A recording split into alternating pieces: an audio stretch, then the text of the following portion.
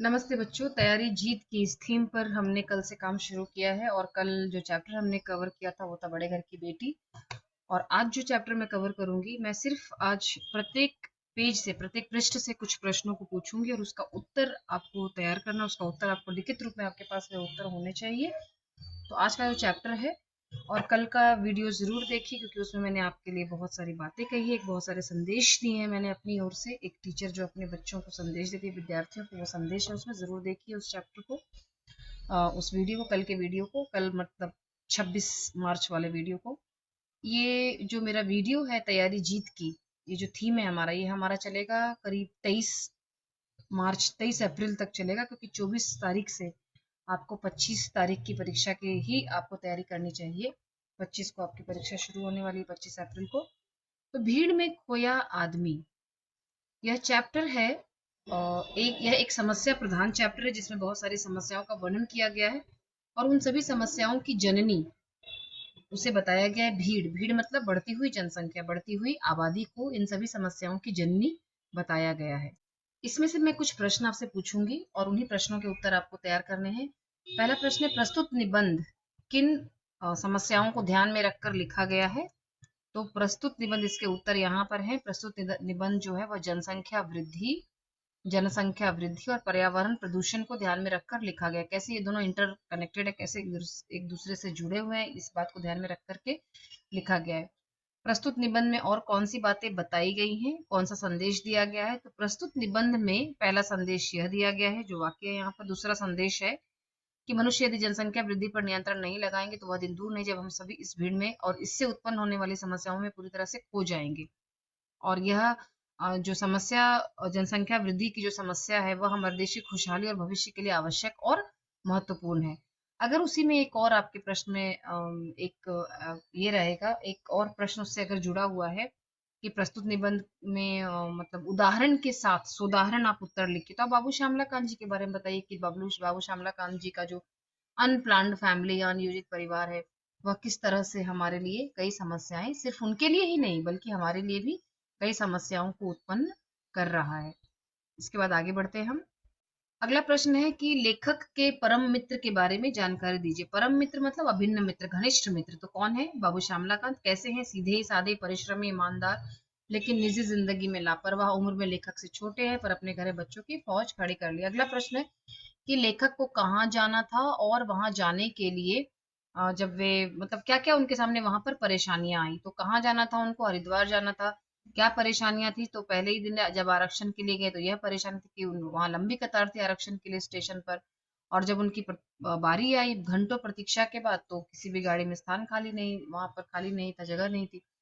तो जाना जरूरी था, इसीलिए उन्हें बिना आरक्षण के ही निकलना पड़ा। और किस तरह से लेखक, किस तरह से किसकी मदद से उसके अंदर गए, ट्रेन के अंदर गए। ट्रेन का जो कंपार्टमेंट होता है, डिब्बा होता है, उसके अंदर लेखक कैसे गए?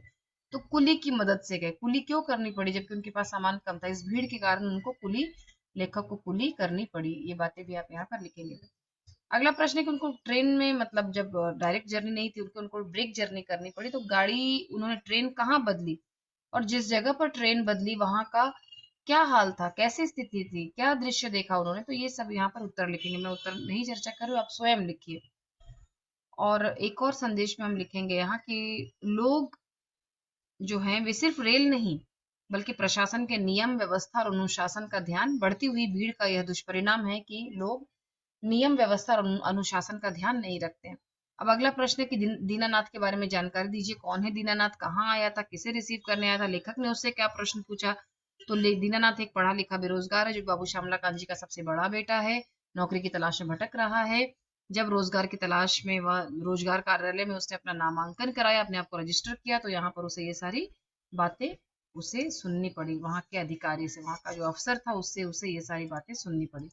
अगला प्रश्न है कि जब वे वहां पर घर पहुंचे अपने मित्र बाबू श्यामला कांची के घर पर, तो वहां पर उनकी मनोदशा कैसी थी? तो उनका दम घुटने लगा क्योंकि सामान की ठूसम ठास थी, बच्चों की भीड़ थी, केवल 2 कमरों का छोटा सा उनका मकान था। जब मकान के बारे में उन्होंने पूछा तो बाबू श्यामला कांत जी ने उन्हें क्या जवाब दिया? अब यहाँ पर एक वाक्य है, ध्यान से देखेंगे। एक ऐसा वाक्य है जो रामबाण की तरह आप अपने प्रश्नों के उत्तर में आप उस वाक्य का प्रयोग करेंगे। कि हमारे देश में बढ़ती हुई आबादी का यह दुष्परिणाम है कि जनसंख्या बढ़ रही है, मकान और खाद्यान्न घट रहे हैं।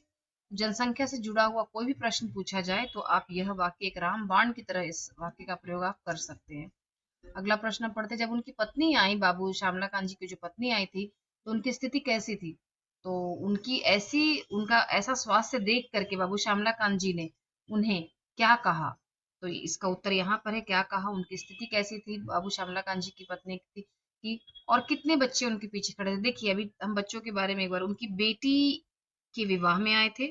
दीनानाथ जी बड़े बेटे, दीनानाथ जी बाबू श्यामला कांत जी का बड़ा बेटा है, और 5 बच्चे बाबू श्यामला कांत जी की पत्नी के पीछे खड़े हैं, मतलब 5, 6, 7, यहाँ 7 बच्चे हो गए। और एक राशन की दुकान में जाएगा, उस लड़के का नाम है सुमंत। तो टोटल इनके कुल मिलाकर के 8 बच्चे हैं। और दर्जी के यहाँ जो गया है वह भी बड़ा ही बेटा है, मतलब दीनानाथ ही गया है, तो टोटल 8 है, 9 बच्चे नहीं है इनके बच्चे। आप लोग पूछते कि कुल मिलाकर कितने बच्चे, तो 8।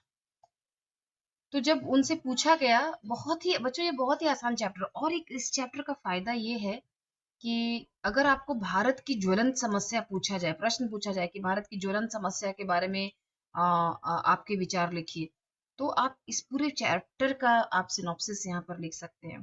फिर आपके अनुसार भारत में ऐसी कौन सी समस्या है जो भारत की सभी समस्याओं की जननी है, तो आप ये लिखिए। अगर डायरेक्ट क्वेश्चन पूछ लिया जाए कि जनसंख्या हमारे देश के लिए बहुत बड़ी समस्या है, इस पर एक लेख लिखिए, तो आप ये लिख सकते हैं। खाली आप यहाँ पर कैरेक्टर्स के नाम मत लिखिए। तो आप आगे बढ़ते हैं। यहाँ पर श्यामला कांत जी की पत्नी, बाबू श्यामला कांत जी की जो पत्नी थी वह लेखक के लिए क्या लेकर के आई, उनके पीछे कौन खड़े थे? श्यामला कांत जी की पत्नी को देख करके लेखक क्यों स्तब्ध रह गए? उन्होंने उनसे क्या प्रश्न पूछा? उनकी पत्नी ने, बाबू श्यामला कांत जी की पत्नी ने क्या जवाब दिया? तो ये सारे क्वेश्चंस, इन सारे प्रश्नों के आंसर्स आप यहाँ पर ढूंढिए। इसके बाद है क्या जवाब दिया यहाँ पर। अब दर्जी के पास कौन गया था? तो शादी का घर था वो, और दर्जी के पास कपड़े सिलवाने के लिए, वहां पर कपड़े सिलवाने के लिए। इस पैराग्राफ में एक मुहावरा है, चिरौरी करना। चिरौरी करना का अर्थ होता है खुशामद करना, किसी को बटरिंग करना, किसी को मक्खन लगाना। तो पहले जब ग्राहकों को देखते थे दुकानदार, तो वे उनका स्वागत करते थे, लेकिन अब ग्राहक ग्राहक बार बार चिरौरी करते, खुशामद करते, अरे भैया मेरा काम कर दो, पैसे खर्च करते, तब भी काम नहीं होता। क्या है इसकी वजह? तो इसकी वजह भी बढ़ती हुई जनसंख्या है।